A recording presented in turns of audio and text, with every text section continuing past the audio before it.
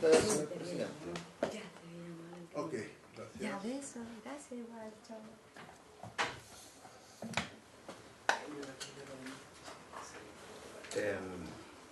La cuenta está referido al cumplimiento de dos normas establecidas por la ley de pago a 30 días.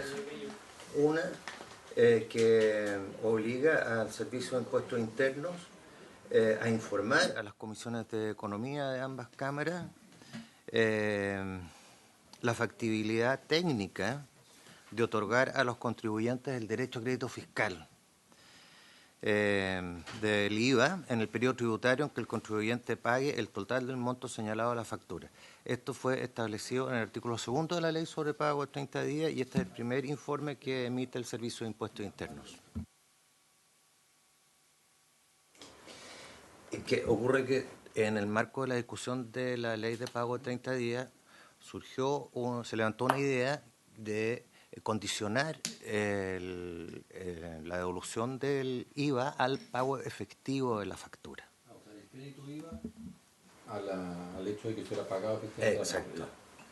Pero plantearon que no estaban dadas las condiciones, que faltaban elementos, y sí se acordó dar un tiempo para que el Servicio de Impuestos Internos estudiara la factibilidad técnica de de implementar ese sistema. Esa es una de las normas. Y la otra norma... Podría que estudiar. Sí, llegó ayer y es un documento bien extenso. Sí, es muy pesado, muy pesado. Costó harto que recibirlo, pero sí se lo vamos a hacer llegar, aunque sea un pendrive, y se lo vamos a instalar a cada uno de los senadores y queremos subirlo también al SIL. Lo que sí ellos dicen es que es difícil determinar cuándo se cumplió con el trámite del pago efectivo de la factura. O sea, sigue siendo como un problema a enfrentar y ahí también plantean distintas fórmulas que van desarrollando en el informe. Pero en lo concreto hoy día no puede. Es decir, hoy día funcionarían sobre la base de la denuncia, de que efectivamente algún prestador de servicio que no se le haya cancelado la factura y haya hecho uso del crédito fiscal. Y habría que ver... No hay cambio, sigue siendo como siempre. Sí, absolutamente. Es bien raro que el Servicio de Impuestos Internos no tenga algún mecanismo para detectar, porque al menos el que debe pagar puede establecer un mecanismo de información. Creo que aquí es evidente que no tienen voluntad de poder hacer efectivo ese crédito. Lo que pasa es que al final esto, en mi opinión, como todas las normas tributarias, la norma es que tú solo puedes aplicar créditos si es que pagaste la factura. Y esa es la obligación. Si te fiscalizan, es como decir que es gasto y que no es gasto. Si te fiscalizan en una revisión de IVA y tú aprovechaste el crédito cuando no debías, multa. Sigamos con la cuenta. Y el otro informe también referido a una obligación impuesta por esta ley, pero en este caso a la Comisión de Economía, es respecto de cómo ha funcionado el registro que creó la ley sobre pago de 30 días. ¿Registro para qué? Claro, registro respecto de aquellos convenios donde el plazo de pago es superior a 30 días, es distinto a 30 días. Para hacer un seguimiento si es que con esa norma no se está de alguna manera incumpliendo el objetivo, el espíritu de la ley. Y lo que sí ellos en este oficio le solicitan, cumplen con este propósito, pero también solicitan un plazo, una amplitud del plazo, dice como máximo hasta el 16 de marzo, fecha que coincide con la entrega de la evaluación del registro creado en este inciso para dar una completa respuesta a las materias indicadas. Gracias, señor secretario. A propuesta de la Secretaría de la Comisión, vamos a definir la primera semana de marzo dado de que ambos temas se originaron en esta comisión en la discusión del proyecto de ley, de que podamos tener una sesión especial, invitando a quienes dan origen a estos documentos para que nos puedan explicar y poder tener una sesión especial en esa semana de marzo. Así que vamos a definir la fecha, si es que tenemos receso, salvo contrario puede ser en febrero.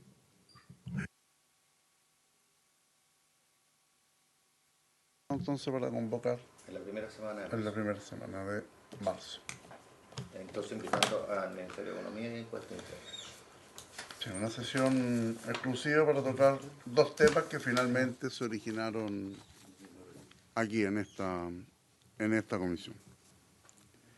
Corresponde continuar con el estudio de las indicaciones. Presidente, hay Sí, adelante. Hay otro asunto también de la cuenta y es una solicitud de la Organización de Consumidores y Usuarios, ODECU, para participar en la sesión de mañana que la Comisión va a recibir en audiencia a muchas personas que solicitaron ser oídas en el marco de la discusión del proyecto para pro consumidor, fortalecer los derechos de los consumidores. Bien, recordar que mañana desde las 10:30 tenemos una jornada de audiencias entre 10:30 hasta las 12:30 o 13 horas. Por lo tanto, agradecerle a los señores senadores ayudar con el quórum y dar ahí las facilidades para poder escuchar en la ley de proconsumidor. Están todos los invitados confirmados, 11 invitados. Bien, vamos a pasar a la tabla. Corresponde seguir con el estudio de las indicaciones del proyecto de ley que modifica la Ley General de Banco y el Código de Procedimiento Civil para establecer el avalúo comercial de los bienes raíces como mínimo de la subasta y proteger la vivienda única de los deudores que indica por medio de la prenda pretoria, boletín 12.917-03. Lo que quedamos en la sesión anterior era que los asesores de los señores senadores de la comisión se iban a juntar para poder redactar un texto. Esta es una moción parlamentaria de la senadora Rincón y del senador Elizalde. No sé si... Entonces, finalmente, no sé si estará el asesor de la senadora... No sé si estará el asesor de la senadora Rincón. No, pero está acá el equipo. Está el equipo para que finalmente... Trabajamos en equipo, así que está... Sí. Muy bien, pues. Entonces, la idea es que primero se haga una explicación. Primero revisemos todo para... Sí, pues la idea es primero hacer una relación, señor secretario, del punto en lo que quedamos en la sesión anterior, para luego evaluar la... Exacto, evaluar también el acuerdo que lograron los asesores y tomar las decisiones finales. Presidente, podríamos repartir a través de secretaría. Este es el cuadro con los acuerdos de los asesores. Perfecto. Ok. Presidente, acá César nos entregó un cuadro de trabajo con las propuestas del senador Galilea y la senadora Rincón.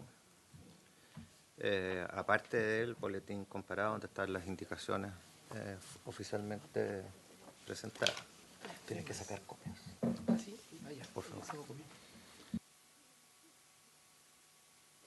Presidente, yo lo que sí corresponde como recordar las ideas matrices del proyecto, porque sobre eso después se formulan las indicaciones. El primero de ellos es un aumento de los plazos de la contestación de la demanda, como para la oposición a la ejecución. Amplía el catálogo de excepciones que puede oponer el deudor en el juicio especial hipotecario, asimilándolas a las del deudor del juicio ejecutivo.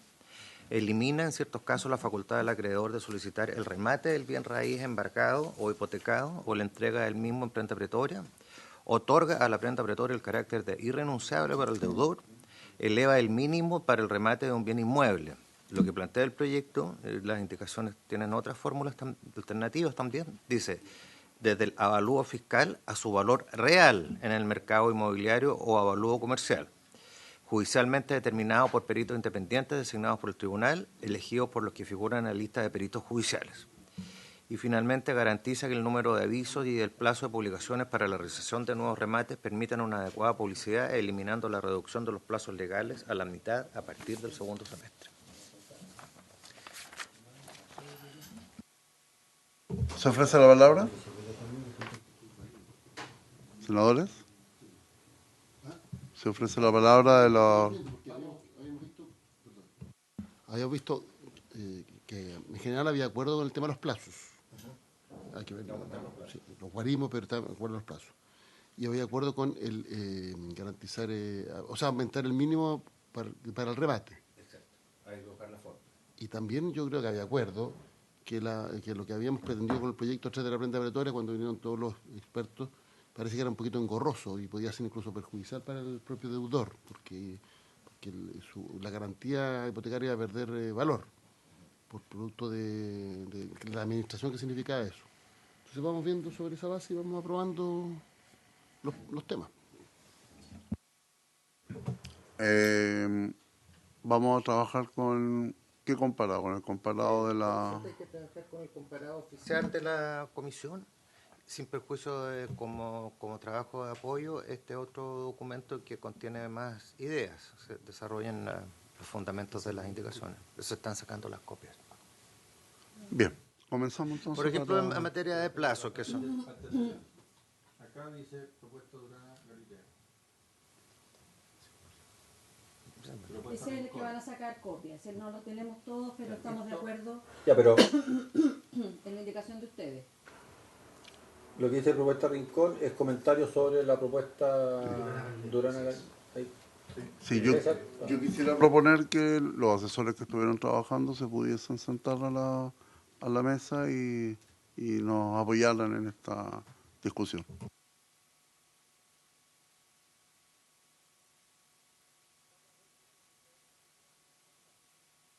Están sacando copias. Sí, invito a que se puedan... Invito a los asesores que participaron y que se sienten en la mesa, por favor.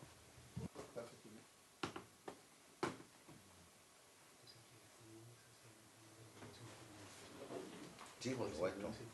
Exacto. Gracias, secretario. Partamos con la Como indicación. secretaría proponemos una fórmula de, primero, hacer presentes las indicaciones que se presentaron formalmente dentro del plazo. Ya. Y después trabajar con algunas proposiciones que puedan ser distintas y que se enmarquen dentro de la propuesta de la indicación. Y en ese sentido, las primeras indicaciones son del senador Durana respecto del artículo 459 sobre plazos para oponerse a la ejecución, de aumentar esos plazos. Actualmente son 4 días para oponerse a la ejecución. La proposición es aumentarlo a 8 y la ampliación del plazo en el caso de que el requerimiento se haga, se hace dentro del territorio jurisdiccional en que se ha promovido el juicio, pero fuera de la comuna del asiento del tribunal. En ese caso, aumentarlo 2 días más. Claro. Para hacerlo concordante sobre los plazos. Sí. Está bien. La norma actual son 4 días, ¿cierto? Sí. El proyecto... ¿Cuál es el comparado con otro? A ver. El oficial, el de que dice Secretaría de la Comisión de Economía. Ah, que está acá. Ampliarlo a 10. El proyecto plantea, claro, ampliarlo a 10 y las indicaciones lo rebaja. Entonces quedarían 8, ya se ampliará en 2 días si el requerimiento se hace dentro del territorio que se hace un juicio, pero fuera de la comuna nacional. Sí, 2 días si son fuera del radio de la comuna. ¿Y 8 o 10? ¿Sí? ¿De 8 o 10? Ya. Ahí era 4 y 4. Sí. Era 4 4 más 4, ahora es 8 más 2. Más 2. Se aumenta a 10, pero en realidad Votemos una presente, que me tengo que dar así, tengo otra. Ya, no te voy a. Bien. Ya, eso ¿Unánime? Sí. 8 más 2. Sí. ¿Unanimidad, senador Galilea? ¿Al 8 más 2? Bien. Señor secretario. En este caso es el plazo para formular oposición. El proyecto de ley plantea aumentar los 8 días actuales vigentes a 15 y usted, senador Durana, propone una indicación para rebajarlos a 10. Pero aquí hay propuestas, ¿podría plantearlas tú? La indicación efectivamente dice a cambiarlo por 10, pero en este comparado que nos entregaron ahora dice que la propuesta es 12. Entonces, no sé cuál es la indicación, dice 10 en todo caso. Del senador Durana. Del senador Durana. Se nos pasa la palabra, don César. La palabra, presidente, o sea, es que la idea, como siempre, es ampliar los plazos, pero tratar de llegar a un acuerdo. Entonces, el plazo consensuado con el asesor de la senadora Rincón es el que establece el comparado que hemos acompañado hoy día, que sería 12. Se ofrece la palabra, señor senador. De 8 a 12. Ya. Entonces, aprobado con modificaciones. Ok. En votación unánime.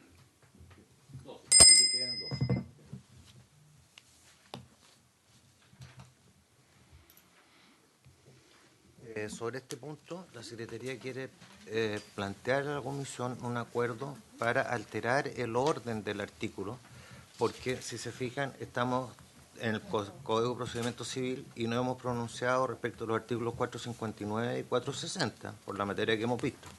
Pero después el mismo proyecto se refiere al 444. Entonces la idea es reformularlo internamente para que las modificaciones se vayan haciendo de acuerdo al orden del Código de Procedimiento Civil. ¿Le parece? Ok. Es una adecuación formal solamente. ¿Se debe votar o hasta el Sí, consenso? sí, también. Lo propuesto por la Secretaría. Exacto.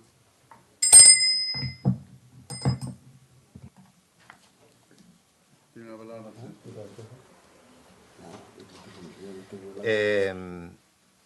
Ahora, este es como una parte muy importante del proyecto y el que es el proyecto aprobado en general, tanto por la Comisión de Economía como por el Senado, para incorporar una norma específica en el artículo 444, y que es precisamente el tema que nos convoca. Dice, si la ejecución recae sobre un bien raíz, el inmueble constituye la vivienda del deudor y o su familia, es única propiedad raíz y el deudor ha pagado el 50% o más del capital adeudado, el acreedor solo podrá solicitar la entrega del bien raíz embargado en prenda pretoria y no su remate. Todo pacto en contrario será nulo. Sin perjuicio de lo anterior, decretada la prenda pretoria por el juez, el deudor podrá renunciar a ella si a sus intereses conviene. Respecto de este inciso, hay dos propuestas del senador Coloma y del senador Durana para reemplazarlo por otro que tienen diferencias. El del senador Coloma está en el comparado oficial de la Secretaría de la Comisión.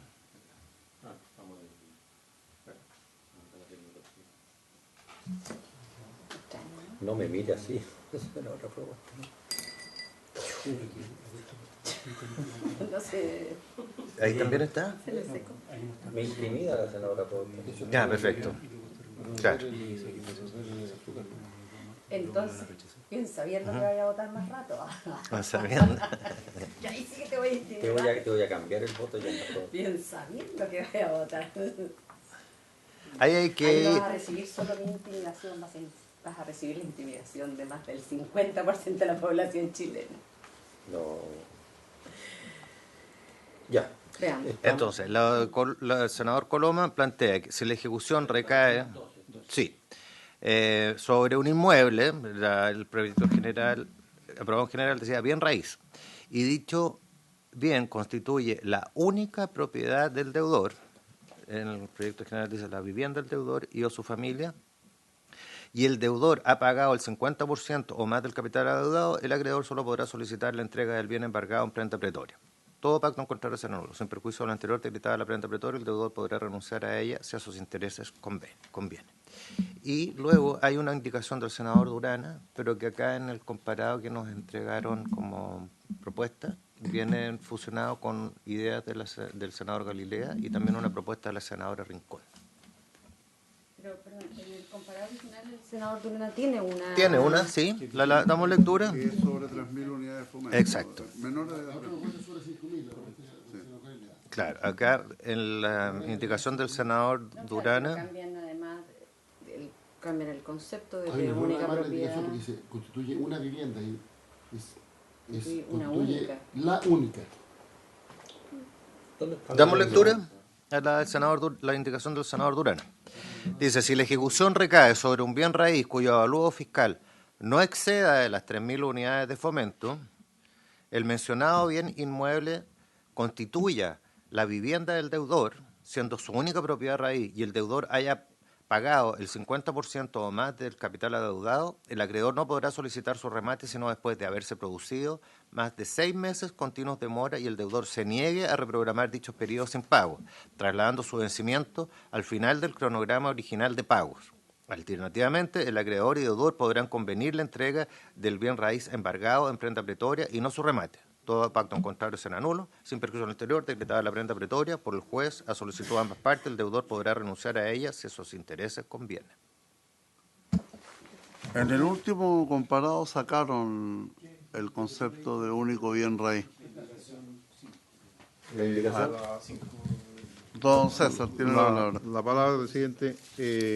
Sí, en las conversaciones que sostuvimos asesores, en primer lugar, la propuesta dada por el asesor del senador Galilea y por mí, es que se incorpora este concepto de los 6 meses de mora para poder aplicar la cláusula de aceleración. Es decir, que el banco no puede acelerar la deuda al segundo o al tercer mes, sino que debe esperar 6 meses recién para aplicar la cláusula de aceleración. Eso que pero que no puede hacer para todos los créditos hipotecarios, sino para aquellos que no excedan las 5.000 UF. Y se elimina, en esta primera propuesta, se elimina el concepto de única vivienda. ¿Por qué?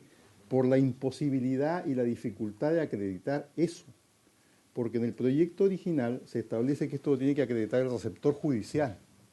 Entonces, ¿qué significa eso? Si una persona vive en Arica, pero por ahí tiene un inmueble en Punta Arenas, el receptor tendría que pedir la certificación de todos los conservadores de bienes raíces de Chile para poder acreditar que es su único bien raíz.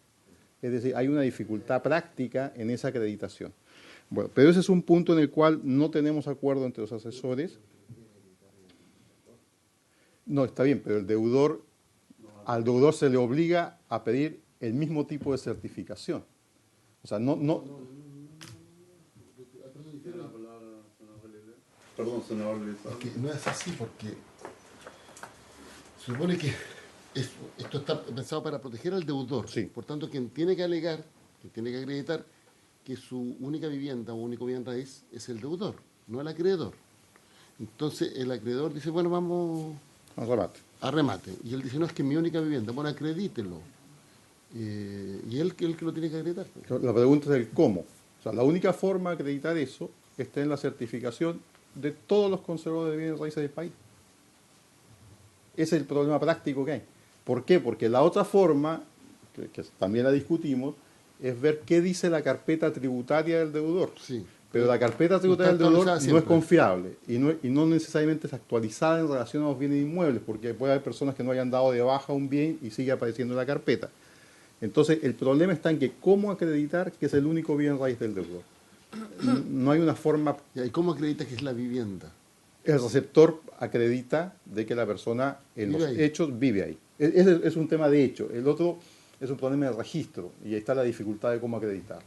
Eso es lo que se vio, por eso los dos asesores del senador Galilea y yo, digamos, y el senador Durana, coincidimos en que hay un problema práctico ahí, que eso Entonces no una debiese persona ir. podría tener varias viviendas y se podría acoger a esta, Claro. en la medida que vive ahí. Claro, en la medida que vive. Puede Eso. tener más propiedades, pero vive ahí. Entonces lo que se va finalmente a registrar. Ya, pero cada vez que lo demande por una deuda se deberá vivir a esa casa. Bueno, pero hay un... Claro, o sea... Sí, pues. ¿Ah? La redacción del senador Durana era más explícita, decía que sea su vivienda y única propiedad raíz. Sí. Pero lo que debería... Para hacer un tema de hecho, lo que va a ocurrir, porque esto es una excepción establecida para que no haya abuso, pero tampoco si una persona tiene 10 propiedades y está moroso en 8, sería absurdo que alegara que es su vivienda. Pero lo que va a ocurrir es que cada vez que lo demanden se va a ir a vivir a ese lugar, pues. Y va a decir el receptor, venga, aquí vivo, pues. Y algo de hecho, y lo va a acreditar. Senadora Proboste. Presidente, mire, no es necesario que vaya a todos los conservadores de bienes raíces, porque salvo que tenga sociedad inmobiliaria, siempre las propiedades están asociadas al RUT. Y por lo tanto, el Servicio de Impuestos Internos, basta con colocar el RUT, aparecen ligadas todos los roles de las propiedades.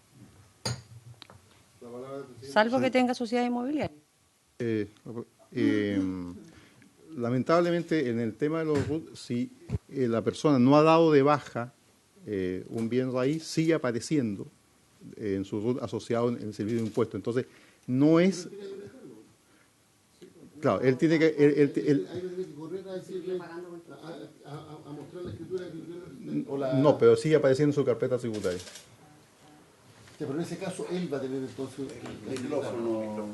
Yo digo lo siguiente. Lo que pasa es que sí, el sentido de la excepción es que sea la vivienda única. Porque si una persona tiene varias propiedades, al final se puede excusar o excusar en esta norma para tener morosidad acumulada de menos de 6 meses y al final eso no contribuye a la lógica a la cual debería operar el sistema, porque esto está pensado en el deudor que le van a quitar la casa, y eso es lo que está pensado. No en el tipo que puede tener múltiples propiedades, porque en el caso contrario, como algo de hecho, él puede acreditar que viven todas. Juicio a juicio va a acreditar que viven todas. Va a ir al receptor, va a llamar tal día, traslada sus cosas, cuelga y dice, ¿sabe qué más? Yo vivo aquí. Y además una persona puede vivir en varias partes, ojo. Una persona puede tener varios domicilios, varias residencias, para qué decir, y varios domicilios. Entonces, al final, esta norma se va a ocupar para... O sea, dejar que, si queda abierta, como se ha planteado, se puede prestar para abusos. Ahora, otra cuestión es cómo se prueba. Pero el sentido de la norma es proteger la casa propia, por decirlo, la vivienda en la que la persona vive, valga la redundancia. ¿Dejar mi voto? ¿Puedo dejar mi voto? ¿Puedo votar? Sí. En Sí, contra. que el presidente, en contra. ¿Puedo votar, presidente? En contra de las indicaciones. Sí, en contra de las indicaciones prefiero el texto original. De las dos indicaciones.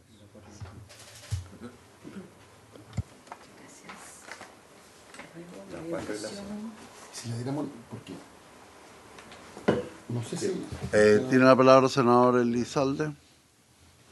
Con micrófono. Lo segundo tiene que ver con el límite de 3.000 UF o 5.000 UF.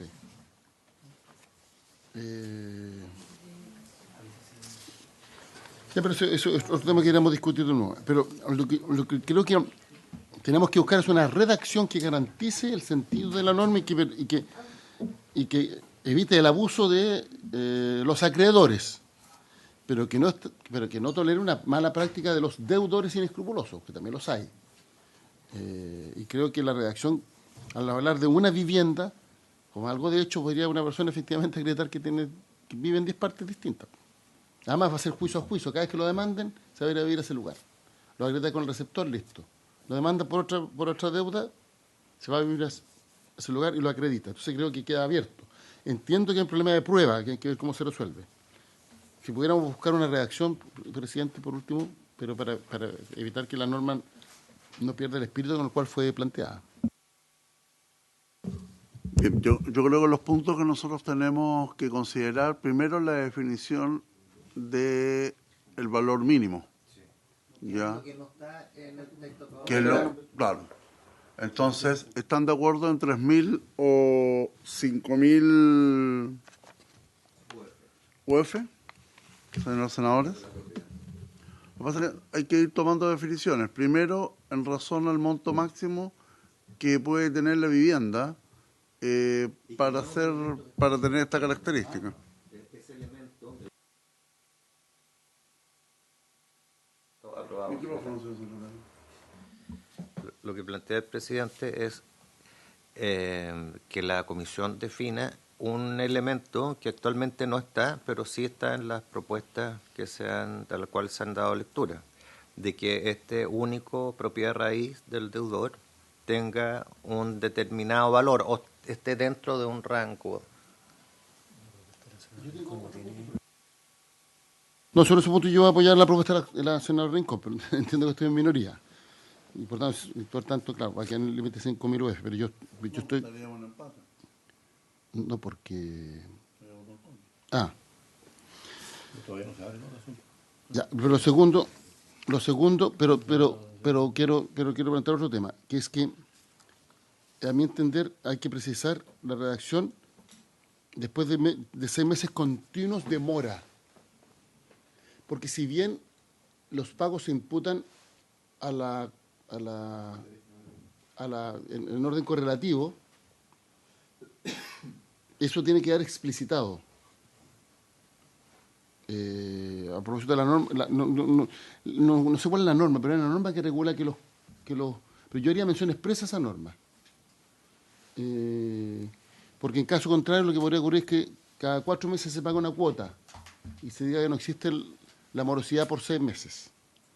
Hay una norma, me parece, que tenemos que ver, no sé si la Secretaría podría buscarla, que señala que los pagos se van imputando correlativamente. Por tanto, cada vez que uno realiza un pago es a la cuota vencida más antigua, podríamos decir. Pero en este artículo yo haría mención expresa a eso para que quede claro cómo se cuentan los seis meses. O otra posibilidad es que sea 6 cuotas morosas, que no necesariamente sean 6 meses. ¿Ah? Que no necesariamente sean consecutivas para evitar la burla de que al final cada 4 meses o cada 5 meses se paga una cuota y se dice que no existe la mora continua. Eso que a mi entender hay que haber precisado. Sí, la palabra, presidente. Sí, en relación al primer punto, de acuerdo, podemos hacer referencia a la norma, intentar una nueva redacción y proponérsela, pero en relación al segundo, el problema es que como son créditos de 20, 25 años, 30 años, en 30 años una persona sí puede haber mucha probabilidad de que en 6 meses haya incurrido discontinuos, haya incurrido en mora. Entonces, el aplicar la cláusula de aceleración al 6º mes que entró en mora, independientemente de la continuidad, puede ser un poquito peligroso y riguroso. Entonces, por eso es que establecer el plazo de 6 meses para que se aplique la cláusula de aceleración, recién considerando que es un crédito hipotecario, pero hacer la referencia a la norma que usted menciona en relación a la imputación del pago. Una nueva redacción se la propongo. Porque en el caso tuyo es aleatorio en el tiempo. Está bien lo que dice Álvaro. Si tú fueras pagando cada 4 meses, en la redacción actual, si un deudor pagara cada 4 meses, nunca cae en la mora continua. Entonces, efectivamente, hay que buscar una redacción correcta de ese. Y creo que hay alguna circular o hay una normativa bancaria respecto de esto, para que lo busquemos. Perdón, dice mora continua. Sí. No dice que deba 6 meses, sino que es mora continua. Por tanto, en rigor, si la persona va y paga, independientemente de cómo se imputa el pago, pero él puede alegar, no, si yo pagué todos los 5.º meses, todos los 6.º meses yo pagué mi cuota. Por tanto, la mora no es continua por 6 meses. Yo pago 2 cuotas al año y la mora no es continua por 6 meses. Independientemente de cómo se imputa. Entonces ahí se podría producir una burla. Entonces, ¿qué es lo que dice la persona? Dice, porque si sumamos todo esto, dice, donde vivo, tengo 10 propiedades, pero donde vivo, y pago 2 cuotas al año de las 12, entonces no, la garantía pierde sentido. La redacción, a mi entender, quedaría mal. Y por tanto tiene que ser precisada para evitar, en este caso, el abuso de deudores inescrupulosos a cuya protección no está orientada esta norma. La norma cuando la propusimos, este proyecto de ley cuando lo propusimos, era para proteger a los deudores, digamos, a los pequeños, digamos, no a los vivos que tienen otro tipo de situación. Está bien, Pero vayamos decidiendo por parte de esto. pero hay un tema que es relevante también. Por eso la importancia del único bien o del bien raíz que es donde vive su familia.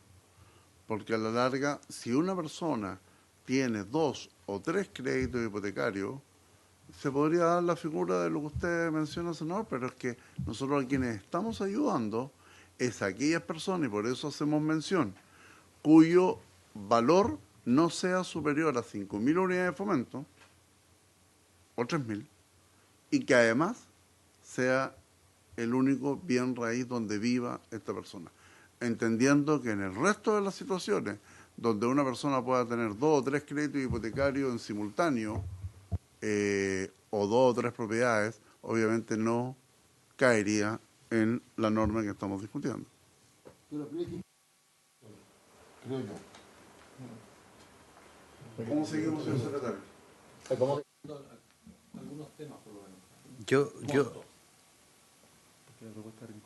¿Sabes lo que pasa? Es que, claro, no hay ni el proyecto original, ni las indicaciones formalmente presentadas se refieren al monto de la propiedad.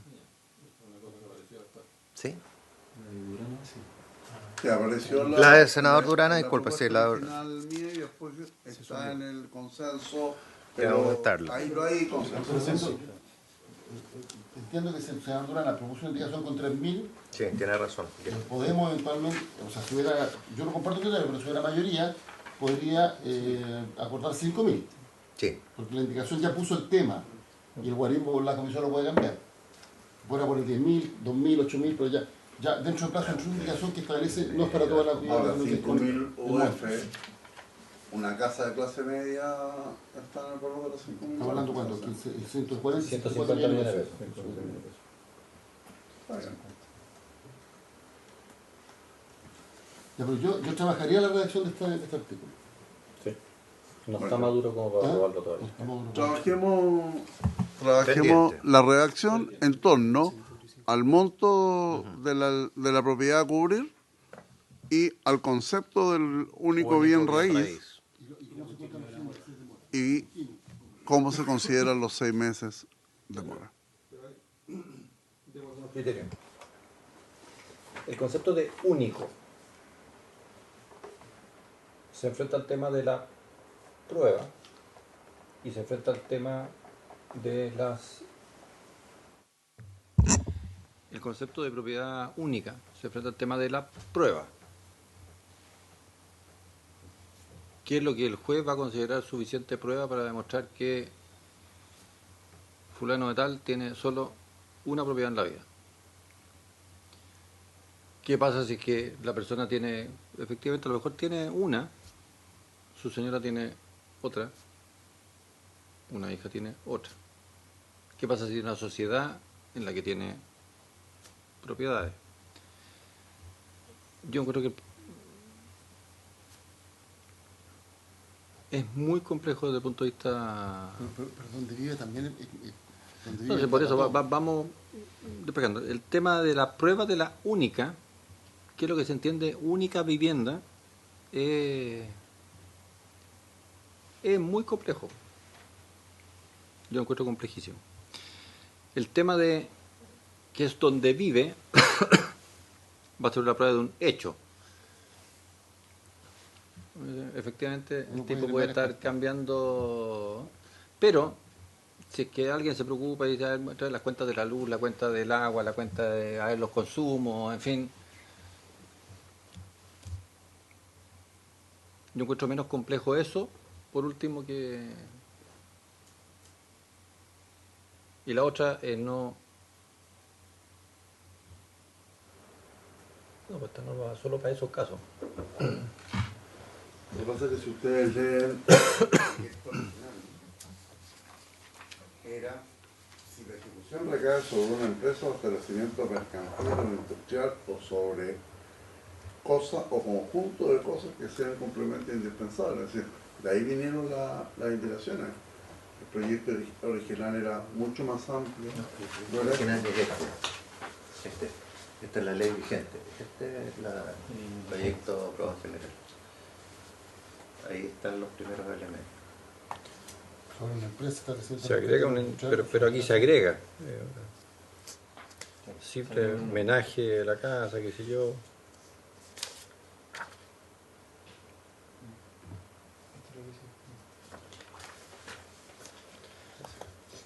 Entonces acá tenemos que pensar bien cómo, si aquí lo que se está buscando es darle una, entre comillas, protección adicional a la persona que tiene una sola casa en la vida, que vive ahí, Pero qué este es sé un yo. tema de prueba. Este es un tema de prueba.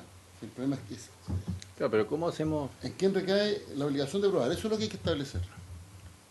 Porque si la obligación de probar recae en el acreedor, Pero siempre va a ser un problema.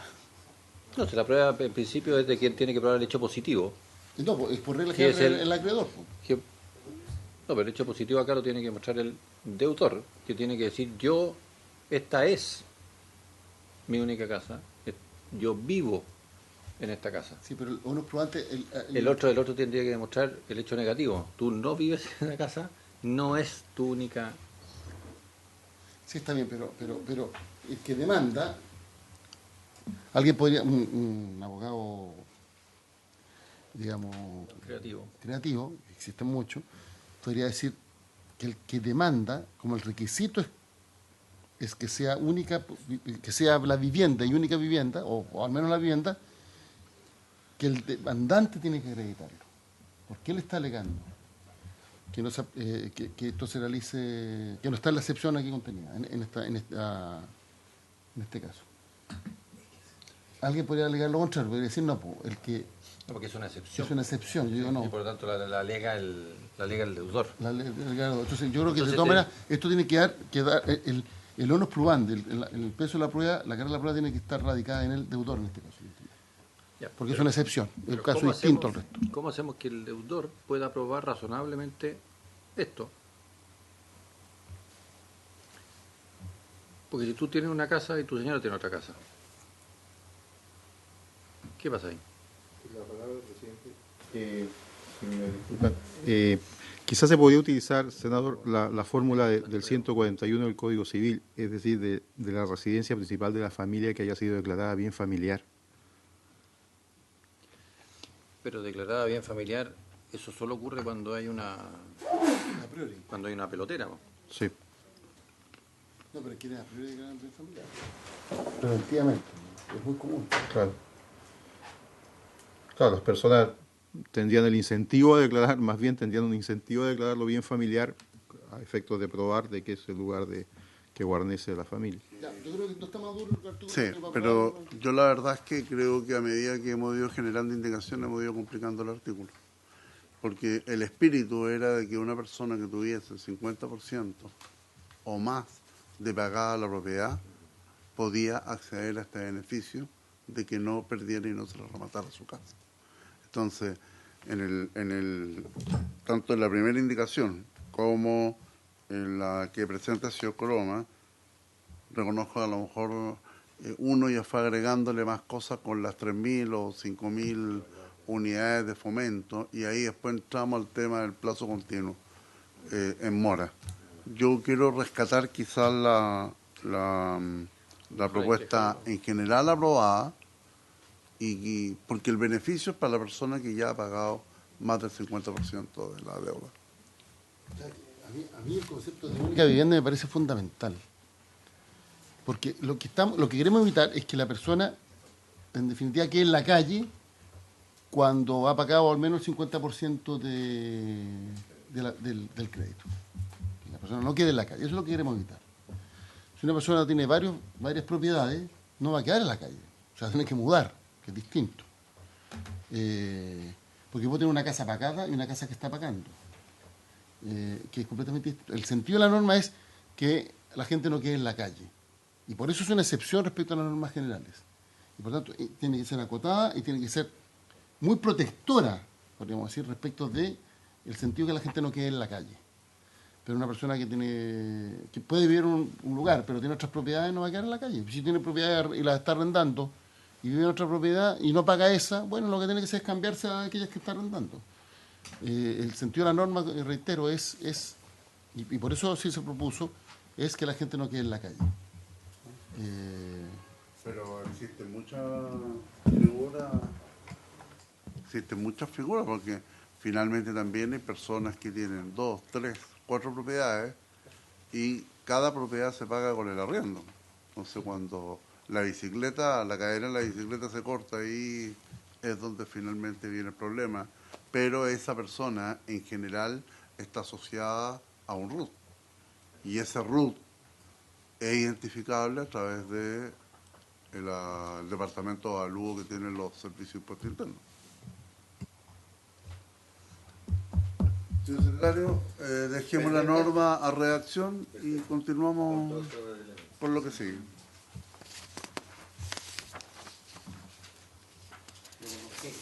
Ahora pasamos en el comparado oficial de la Secretaría de la Comisión a página 4 y siguiente. Es el número 4 del proyecto, que recae sobre el artículo 450 del Código de Procedimiento Civil. Claro. Sobre normas sobre el embargo. Entonces, el texto aprobado en general y en particular por la Comisión de Economía y en general por el Senado agrega un inciso al siguiente tenor. Si la ejecución recae sobre un bien raíz, el ministro de Fe que practique el embargo deberá certificar si el inmueble constituye la vivienda del deudor y o su familia y si es la única propiedad raíz del deudor a efecto de lo preceptuado en el artículo. Claro, debería quedar pendiente. Claro. El mismo tema. Y las indicaciones del senador Coloma y el senador Durana también son de la misma, también pendientes. Entender, porque es la misma materia, por tanto está relacionada con el artículo anterior. Una vía de solución. Sí.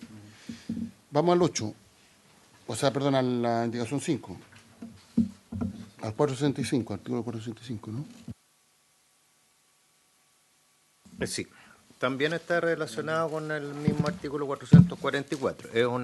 Es el texto propuesto, dice, el deudor que se encuentra en el caso establecido en el artículo 444, inciso tercero, el que se está agregando al Código de Procedimiento Civil mediante este proyecto, dice, alegará, en la oposición encontrarse en dichas circunstancias y ofrecerá los medios de prueba pertinentes, solicitando al juez ordene la constitución de la prenda pretoria en caso de dar lugar a la ejecución. El juez procederá al nombramiento de perito con el fin de calcular el monto pagado por el deudor. El deudor podrá abonar sumas de dinero en la cuenta corriente del tribunal necesarias para alcanzar el 50% del capital adeudado, que hiciere falta, hasta 3 días hábiles antes de la presentación del informe pericial. Tengo entendido que hay acuerdo de eliminar la referencia a la prenda pretoria. ¿Se lo podrían aprobar? Pero es que esa también hace referencia al 444, inciso tercero, que debemos dejar pendiente. Que no sale en la columna temporal. Y hay indicación del senador Coloma y el senador Durana.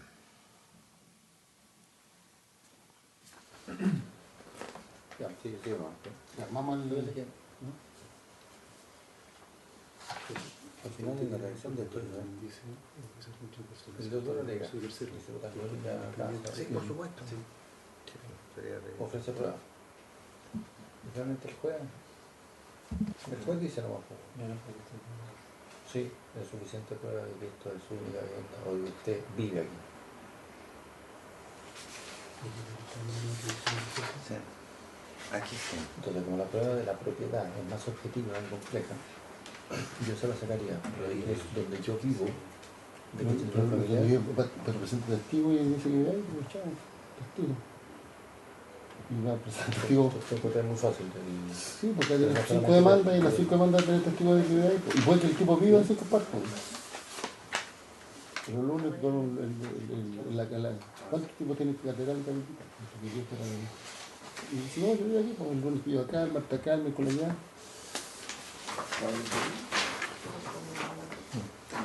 ¿Tú dónde vives? Tú, el supuesto. El que, yo no sé a qué nombre quien está en la propiedad que da lo mismo. Yo digo mi domicilio es Talca. Está bien. Pero tú tienes casi... Ahora, si me vinieran a rematar, diría... Yo vivo en Valparaíso. Valparaíso. Sí. Porque tú vives en Valparaíso. Y vives en Talca. Vives en los dos lugares. Y tu familia te acompaña a ambos lugares.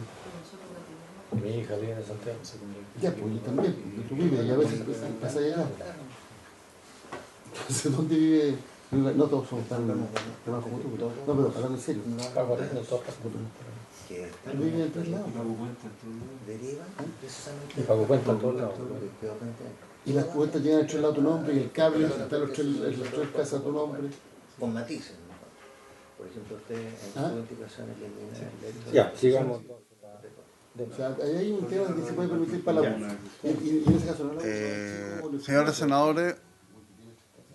Señores senadores, dado de que casi todas las indicaciones con distintos matices están vinculadas, sería importante que el señor secretario nos haga una evaluación de lo que son estas indicaciones, de tal forma de tomar una mejor decisión si es que finalmente convocamos una nueva sesión o tenemos alternativas de aprobar alguna de las indicaciones propuestas.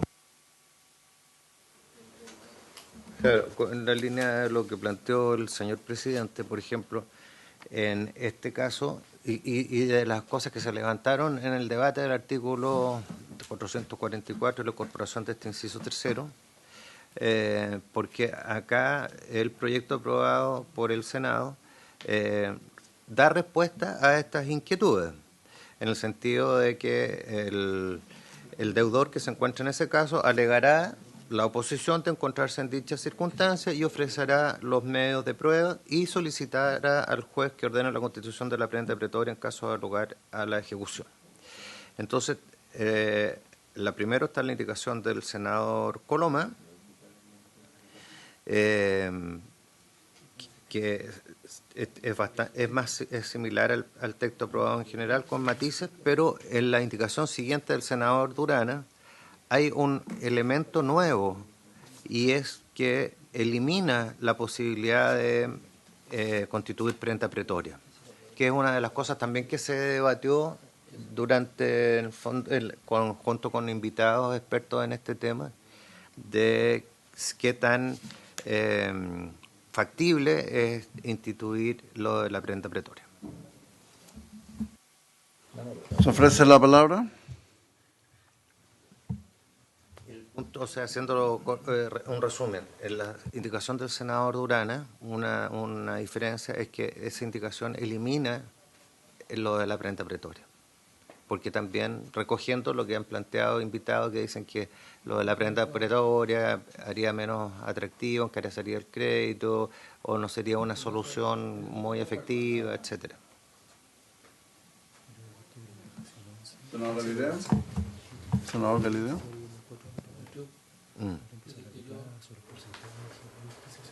Sí. Le pediría a los asesores que sigamos Hay que pausa reflexiva. y que volvamos ojalá con algo Yo creo que el más, trabajo está bien bueno. porque sabemos dónde están los nudos, que son más bien de técnica legislativa. Entonces tratemos de mejorar ese aspecto y llegar con buena propuesta para la próxima semana. Yo estuve viendo la minuta que armaron, o sea, el comparado que armaron los asesores. A mí me parece que es muy bueno el trabajo que hicieron. Eso no obsta que hay temas que, en las terminaciones, como se dice, ¿no? En las horas gruesas está muy bien, pero en las terminaciones siempre se puede corregir algo. Y porque además estamos con algo que es del corazón del proyecto, que tiene que ser resuelto en un sentido. Si es su única vivienda, si es donde vive. Yo reitero lo que señalaba, una persona puede vivir en varias partes y ni siquiera es fraude, porque por su actividad laboral puede dormir los lunes en Santiago, los martes en Valparaíso, el miércoles en Talca, y viven en todas partes. Y en todas partes tiene cuenta de cable, en todas partes la cuenta de la luz llega a su nombre. Entonces, a mi entender, esto está entendido para que la persona lo que... o sea, una persona que tiene muchas propiedades no es el sentido de esta ley. Esta ley está pretendiendo proteger, digamos, a los chicos, no a los medianos y menos a los grandes.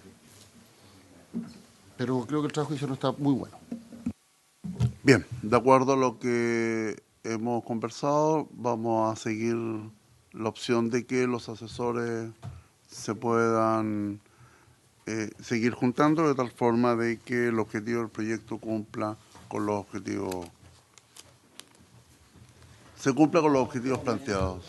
Mañana vamos a tener audiencias de 10:30 a 2:30. Bien, habiéndose cumplido el objeto de la sesión, se levanta.